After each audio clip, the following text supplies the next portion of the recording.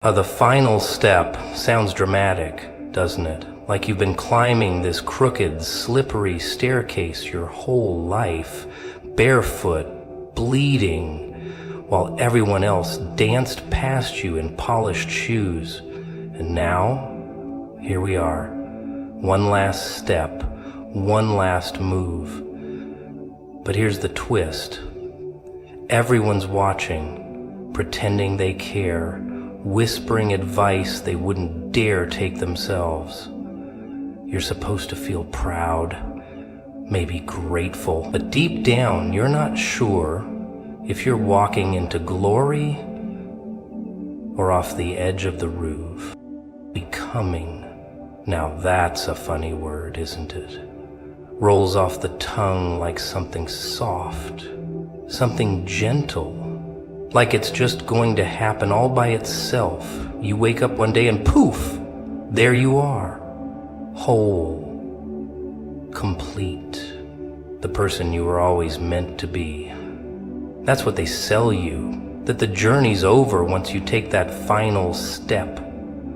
Like it's some glorious finish line where the confetti falls and the crowd roars and your name echoes in gold letters across the sky. But you know what really happens? Silence. A cold chill. Maybe a cracked mirror, if you're lucky. Because becoming, it ain't about standing at the top. It's about who you had to be just to crawl out of the dirt and show your face in the daylight again. They love the transformation story, but only the pretty parts, the before and after, the glow up, the redemption arc. They don't care about the part where you were on the floor, laughing and crying at the same time because you couldn't tell which one hurt more. They don't care about the part where your own reflection looked like a stranger, where your hands shook, where you screamed into nothing just to prove you were still alive. That's becoming. That's where it really happens. Not in the speeches, not in the celebration, but in the quiet corners where no one's watching. You think this final step is going to complete you, like it's the missing piece to the puzzle. But what if I told you that puzzle, it's a trick? There is no missing piece. You were the whole damn puzzle the entire time. You just didn't know how to look at it. They taught you to think something was broken, that something was missing, because that's how they keep you chasing. But this step, this one isn't about reaching something new. It's about finally being something real. You don't cross this line and become someone else. You become you. Stripped raw, no filters, no apologies, no performance. It's not a graduation, it's a shedding. A peeling away of the lies you believe just to survive. You lose people. You lose comfort. You lose all the crutches you leaned on. But you gain something else. Something they can't market in a brochure or squeeze into a motivational reel. You gain clarity. The kind that doesn't come from books or gurus or guided meditations. The kind that comes when you've stood in the fire long enough that you stopped asking when it would end and started asking what it wanted to teach you. You see, becoming isn't about building. It's about burning. And that scares people. They want to add more titles, trophies, labels, armor. But sometimes, the only way to find yourself is to tear it all down. Let it collapse. Watch it crumble. And then look in the ashes and realize you're still here. Maybe cracked, maybe charred, but here. And if you're here after all of that, then maybe, just maybe, you were never broken in the first place. But oh, they'll try to drag you back into the mold, into the mask, into the box where everything looks tidy and everyone smiles politely while dying inside. Because when someone becomes real, when they stop pretending, stop chasing, stop fitting in, it threatens the whole system.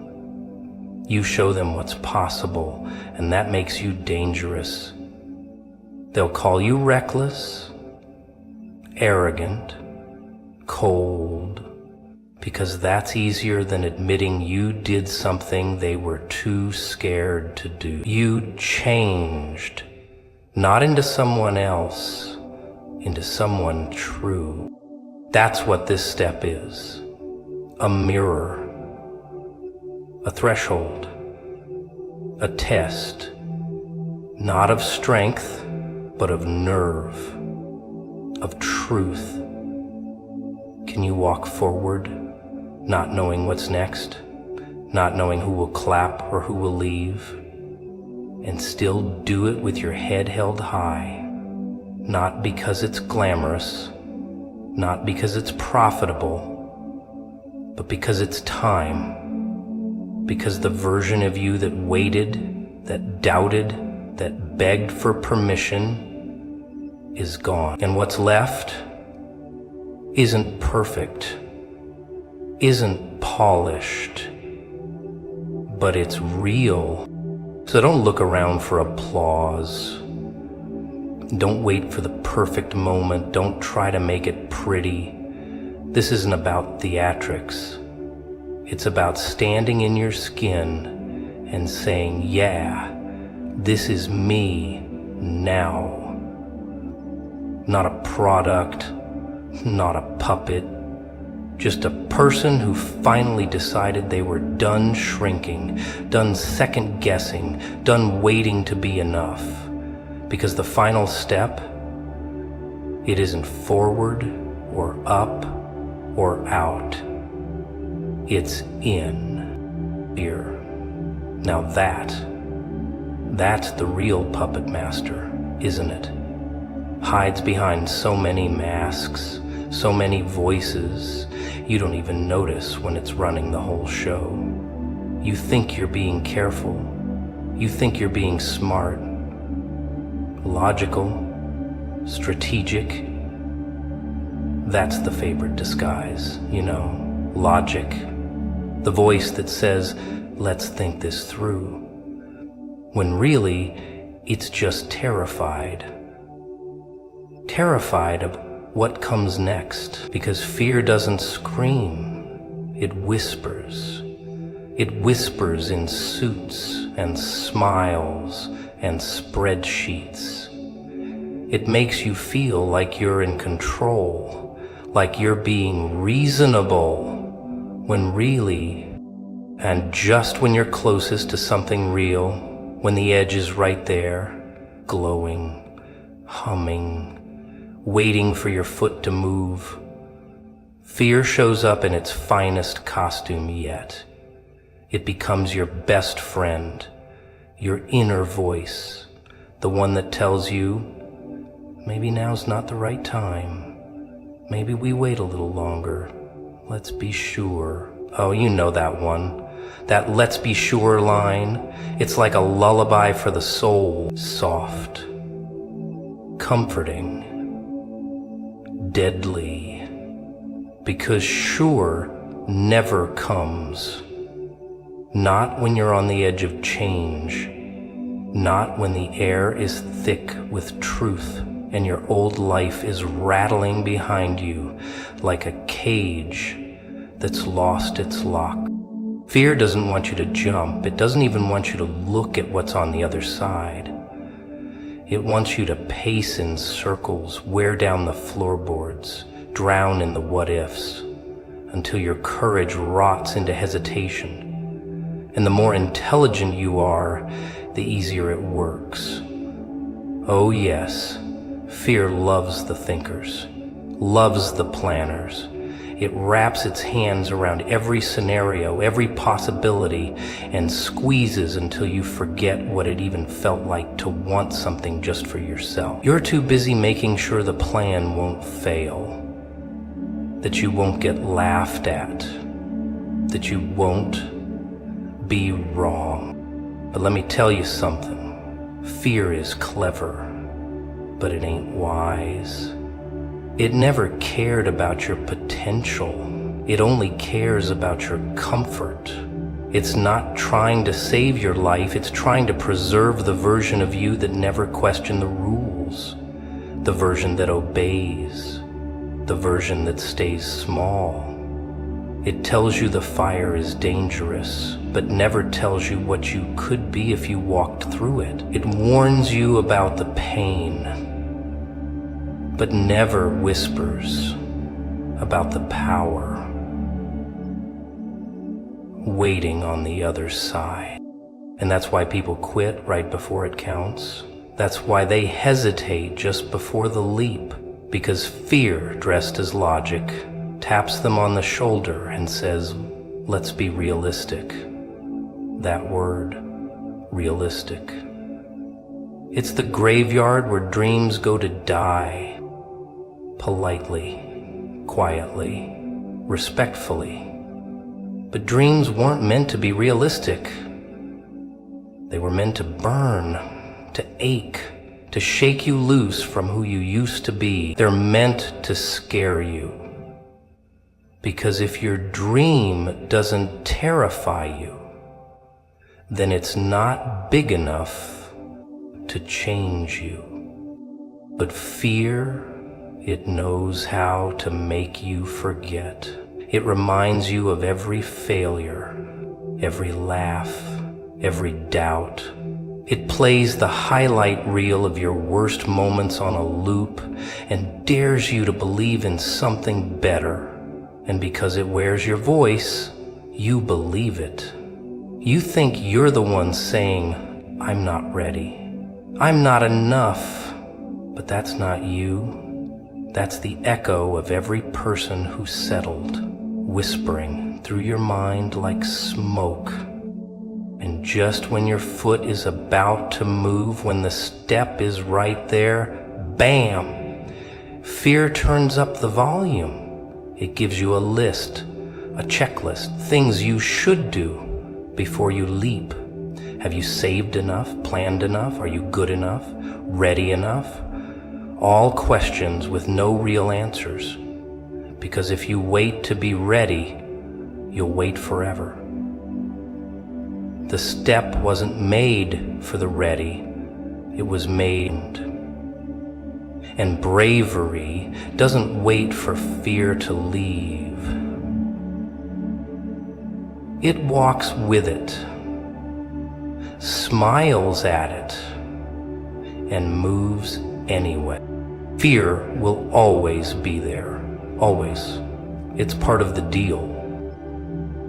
But once you see it for what it is, a liar in a nice suit, you can start choosing something else. Not comfort, not safety, not certainty, just truth. Raw, messy, terrifying truth, the kind that doesn't make sense on paper but makes your soul sit up straight and listen. The kind that says, this is scary, and I'm doing it anyway. Because on the other side of that fear, through the thick smoke of hesitation, is something real, something yours, something fear can't touch because it was never invited. Oh, they clap, don't they? Loud, bright, plastic. They line up in rows with smiles stretched so tight you'd think they were born happy. They see you make a move, any move, and suddenly it's applause. Fireworks, balloons, but here's the joke. They don't clap for you, no, they clap for what you represent, the idea of you, the projection they painted in their heads You're not a person to them. You're a story, a distraction, a character in their theater. They love the image, not the scars that built it. See, when you drag yourself out of the hole, bleeding, broken, breathless, they're not there. When you fight the demons in your head just to get out of bed, they're not there.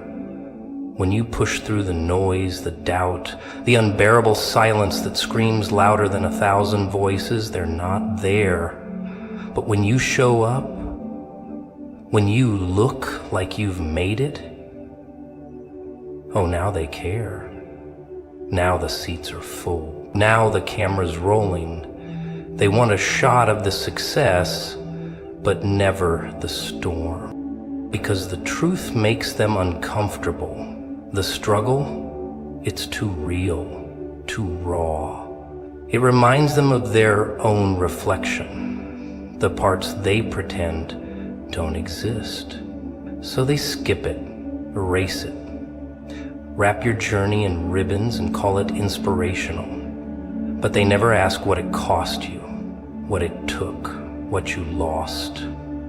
They just see the moment, the highlight, and clap like trained seals, convincing themselves that success is clean, neat, palatable, that it comes with a bow and a speech and a moral at the end.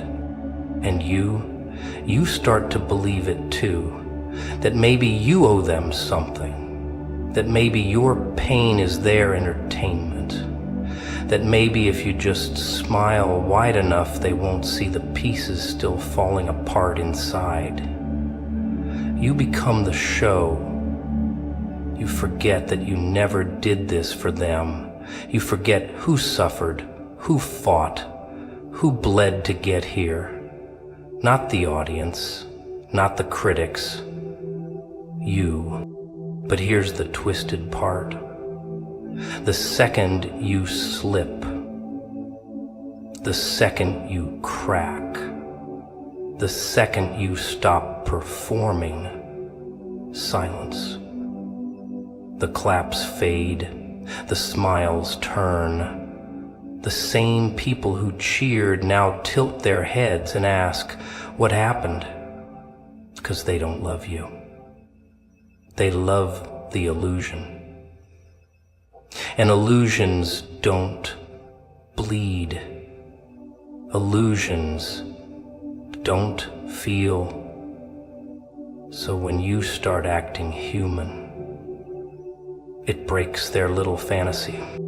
You see, they were never clapping with you. They were clapping at the story they told themselves about you. The narrative that made them feel something. Maybe hope, maybe envy, maybe distraction, but not truth. Truth's too messy, too dangerous. So they dress it up, hide it in a costume, call it a comeback, a success story. But never reality, never the lonely nights, never the voices in the dark, never the moments where quitting wasn't just an option, it was the only thing that made sense. And yet you kept going. Not for them, not for the claps, but because something inside you refused to die. That voice, the real one, the quiet one they never hear, that's who kept you alive. That's who deserves the applause. But you'll never get it. Because real work, inner work, doesn't get standing ovations, it gets silence. It gets solitude. It gets the kind of peace that doesn't post well. So when they clap, be careful. Don't let the noise drown out the truth. Don't start performing just because they're watching, because the moment you build your worth on applause is the moment you become their puppet.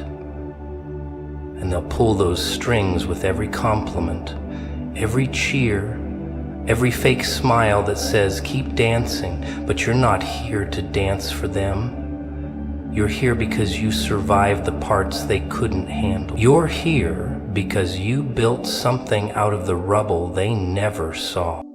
They didn't see the nights you begged for silence, the days you swallowed the pain, the choices that left you shaking. They didn't see the real work. But that's okay. That was never their job. It was yours. And you did it. You did it when no one clapped, when no one cared, when no one even believed. So next time the applause comes, remember what it is. Just noise. Just hands colliding in rhythm. It doesn't mean they know you. It doesn't mean they understand. It just means they're watching. But you are the one who moved. You're the one who stood up, who kept going. And you didn't do it for the claps. You did it because you had to. Choice. Oh, that filthy little word. Choice. Like it's so clean, so dignified, so empowering. They love to say you always have a choice, like life is some neat little menu and you just pick what feels right and boom, everything falls into place. But let me ask you something. What kind of choice is it when both doors lead to fire? When one burns you slow and the other explodes on impact? You think that's a choice. Now, that's survival dressed in a tuxedo.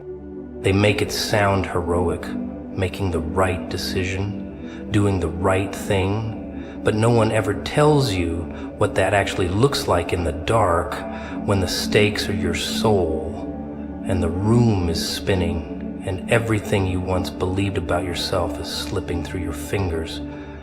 That's not choice, that's war. And the battlefield? It's inside your head.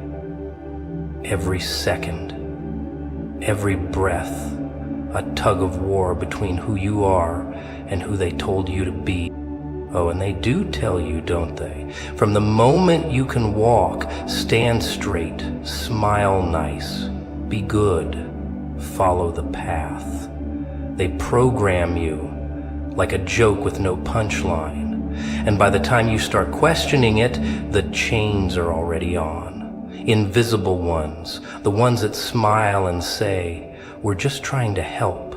And when you finally break free, when you dare to ask, what if I want something different?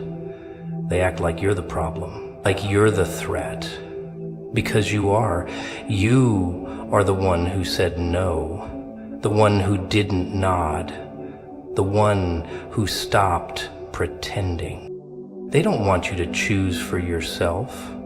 They want you to pick from their options, their little boxes, their little roles.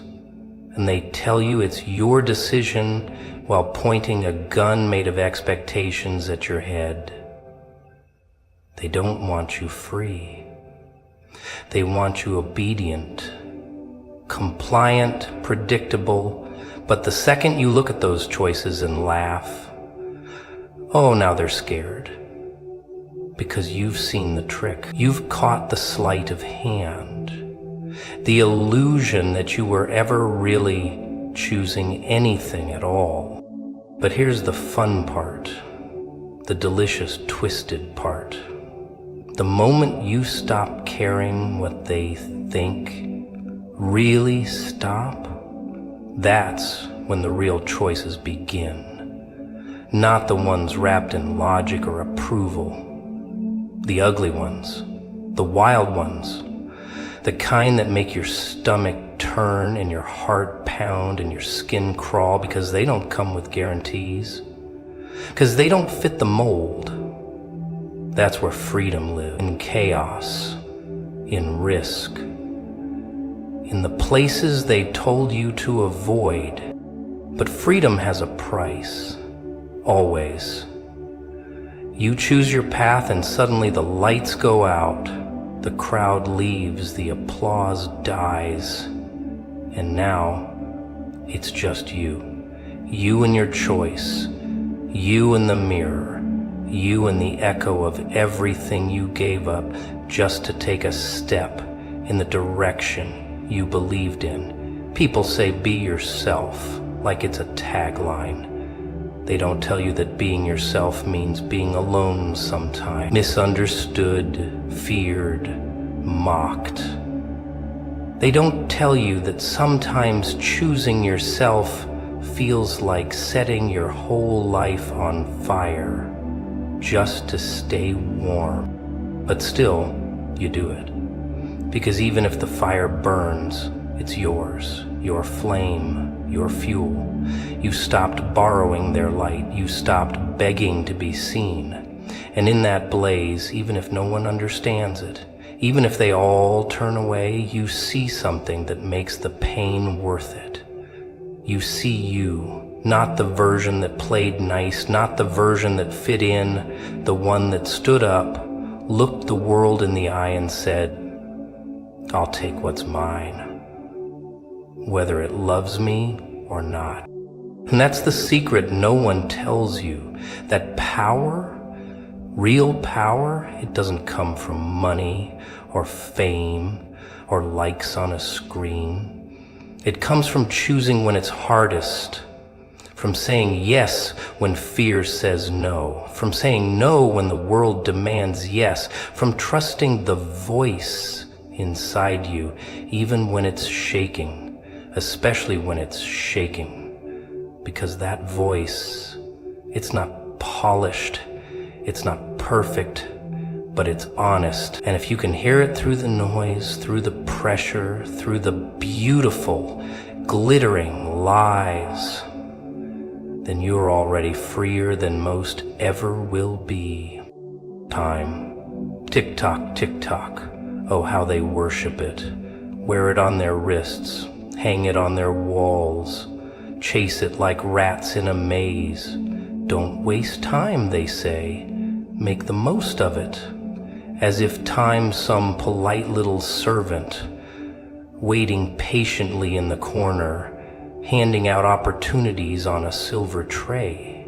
No, time doesn't serve you. It consumes you, eats you alive while smiling. And the best part, you thank it for doing so. They build their lives around it, these precious minutes and hours. Measure worth in productivity. How much did you get done today? That's the real gospel now. You sleep too long, you're lazy. You move too slow, you're a failure. You take a break, you're weak. They've made time the master and called it motivation. They chain themselves to schedules, calendars, alarms, and pretend they're free. But freedom doesn't come with a planner. It doesn't fit in neat little blocks. And it sure as hell doesn't arrive on time. They'll tell you to be patient. Good things take time. But they don't really mean that. What they mean is, wait until we say it's okay. Until you've proven yourself. Until you've paid your dues. But what if time doesn't wait for you? What if that window, the one you dreamed about, the one that keeps you up at night, isn't going to stay open forever? What if you miss it? Not because you weren't ready, but because you listened to people who were too scared to move when they had the chance. Time doesn't care if you're scared. It doesn't pause while you get your act together. It doesn't give refunds for hesitation. It moves, relentless, unforgiving. And the joke? You think you have more of it than you do. You push the real stuff, the dreams, the risks, the truth, into the future like it's some junk drawer you'll clean out later. Later. Always later. But later becomes never. and never becomes regret. And regret becomes the monster under your skin that whispers, "You had a chance and you let it rot." You see people chasing the wrong clock, hustling to catch up to standards that don't belong to them, trying to fit into timelines written by people who've never lived their life. Graduate by this age, married by that one, successful by 30, retired by 60, dead by who knows when. But if you miss a step, if you fall behind, suddenly you're a disappointment, a failure. But what if the whole game is rigged? What if you're not behind? You're just running a different race. And what about the ones who dare to move fast? Oh, they scare everyone. The ones who act before the moment is right, who jump without a parachute, who say now when everyone else says wait. They call them reckless, irresponsible. But you know what they really are? Alive. They've figured it out, that time isn't a leash, it's a fuse, and it's burning whether you move or not. So they run. They build while the others plan. They leap while the others prepare. Because they know the truth. Waiting never saved anyone. But here's the punchline. While you're busy timing everything, you're not living anything. You're surviving. You're calculating. You're standing still in motion, tricking yourself into believing that tomorrow holds all the answers. But what if it doesn't? What if today was the only chance you got? Not tomorrow, not next year, today. And you spent it hesitating, planning, rehearsing a life you never actually performed. People say there's still time. Maybe, maybe not. That's the game, isn't it? You don't know. And not knowing, that should make you move, not freeze. But they've got it backwards. They treat uncertainty like a stop sign when it's really the green light they've been waiting for. Because the second you realize there's no guarantee, no perfect moment, no cosmic signal telling you go, that's when you start to see how precious the chaos really is. They waste time worrying about wasting time. Think about that. Obsessing over seconds while ignoring their own heartbeat.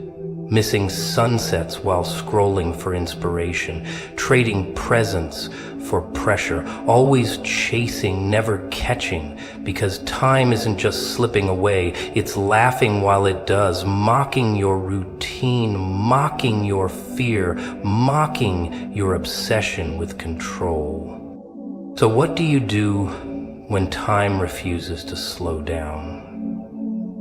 When the clock mocks your plans and your dreams are burning a hole through your chest, you act. Not later, not when it's perfect, not when you've got it all figured out. You act because the moment you wait for might never come.